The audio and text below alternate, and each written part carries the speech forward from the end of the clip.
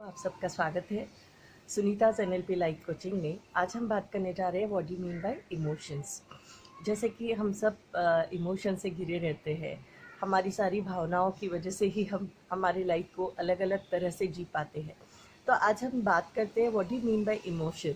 Exactly अगर हम scientifically देखें, साइकोलॉजी के हिसाब से, तो इमोशंस का मतलब होता है कि ऐसी कोई हमारी भावनाएं जो हमें एक अंदरूनी इनर कॉन्शियस, यानी जो कम ज़्यादा हो जाती है, कॉन्शियस हो जाते हैं हमारे।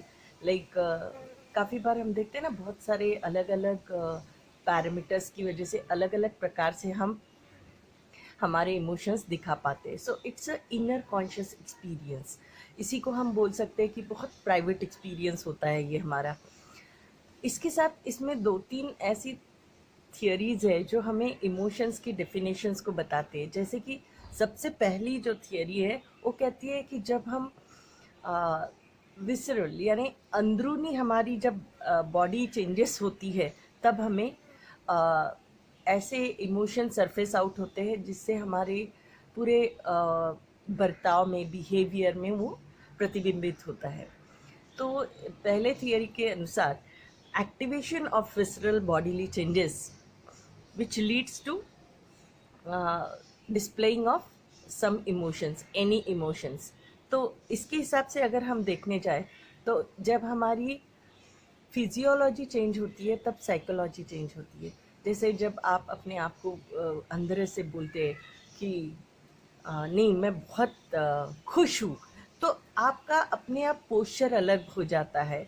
या जब आप अपने आप से बोलते हैं नहीं मैं बहुत दुखी हूँ, तो अपने आप ऐसे झुका हुआ, मुड़ा हुआ, या एकदम से लैक ऑफ एनर्जी महसूस करते हैं। सो हमारी फिजियोलॉजी और साइकोलॉजी ये बहुत ही इंटरकनेक्टेड है।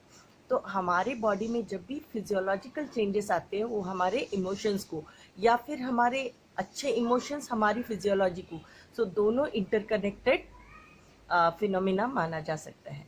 दूसरी थियरी कहती है कि इमोशंस ये जब हमारा ब्रेन एक्टिवेट होता है, पर्टिकुलरली हमारे ब्रेन का एक पार्ट होता है जो जिसे थैलेमस कहते हैं, अगर वो हमारा एक्टिवेट होता है, it leads to display of some emotions. यानी हम इमोशनल कब होते हैं, जब हमारे ब्रेन को कुछ एक्टिवेशन मिलता है, कुछ एक तरह की चालना मिलती है, तो हमारे इमोशनल एक्सपीरियंसेस हम उसे काउंट करते हैं। हमारे ब्रेन को वो जो अनुभव है वो इमोशनल लगता है। और तीसरी थियरी कहती है कि जब तक हम लोगों में एक कॉग्निटिव अराउजल नहीं मिलता है, यानी कोई तो ऐसी स्फूर्तता जिसे हमारे माइंड ने पकड़ के रखा है।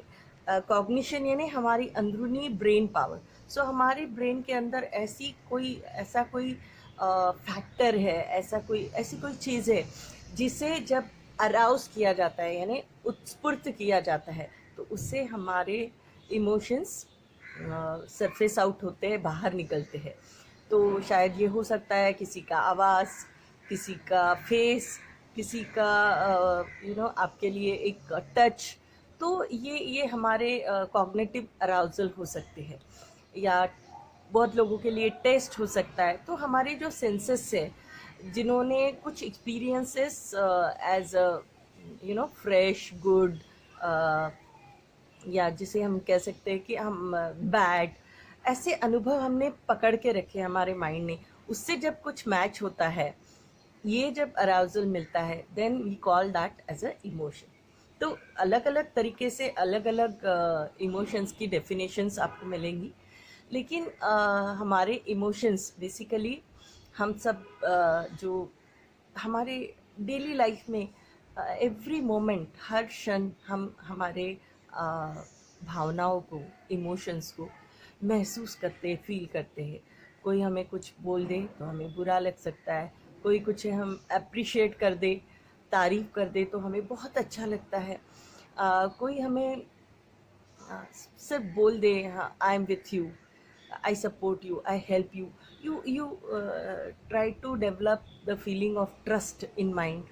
So there are so many things कि या आप थोड़ा एक्सरसाइज अच्छे से करो, मेडिटेशन करो, योगा करो, तो ये आपकी फिजियोलॉजिकल चेंजेस लाते हैं, तो naturally it boost your emotional quotient, या जिसको बोलते हैं ना, हम हमारे इमोशंस को और ज़्यादा बेटर डिस्प्ले कर सकते हैं, हमारे बिहेवियर को बहुत अच्छे से कंट्रोल कर सकते हैं।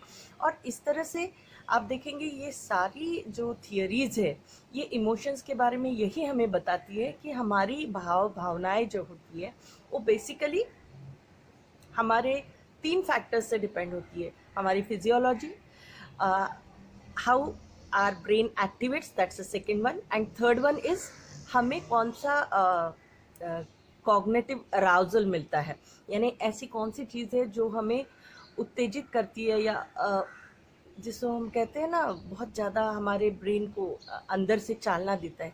तो ऐसे तीनों एक्सपीरियंसेस, ऐसे तीन ही चीज़ें, फैक्टर हमें भावनाओं के बारे में, इमोशंस के बारे में सतेज करते हैं, या हमारी भावनाओं को सरफेस आउट करते हैं, ऊपर लाते हैं। अब हम देखेंगे कि हमारी भावनाओं का और हमारी पर्सनालिटी का, हमारे बिहेवियर का क्या संबंध है, ये आगे के सेशंस में हम देखेंगे। आई होप आज हमारा जो टॉपिक था वो था what do you mean by emotions. Emotions यानी क्या? तो इमोशंस हमें अलग अलग प्रकार से एक्सपीरियंस होते हैं, जैसे हम sadness, anger, happiness, bliss, satisfaction, जिसको हम कह सकते हैं कभी कभी बहुत irritation. There are so many things which gives us experience of emotions. तो आज हम बस इमोशंस पे ही रुकेंगे, कल हम आगे की बात करेंगे। आई होप आपको ये नया जो मैं सीरीज़ इमोशनल इंटेलिजेंस पे स्टार्ट कर रही हूँ वो आपको पसंद आएगा, और धीरे धीरे हम इस जर्नी में और ज़्यादा इंटरेस्टिंग डिग डाउन कर पाएंगे, खोद पाएंगे, और ये जर्नी और ज़्यादा रोचक कर पाएंगे।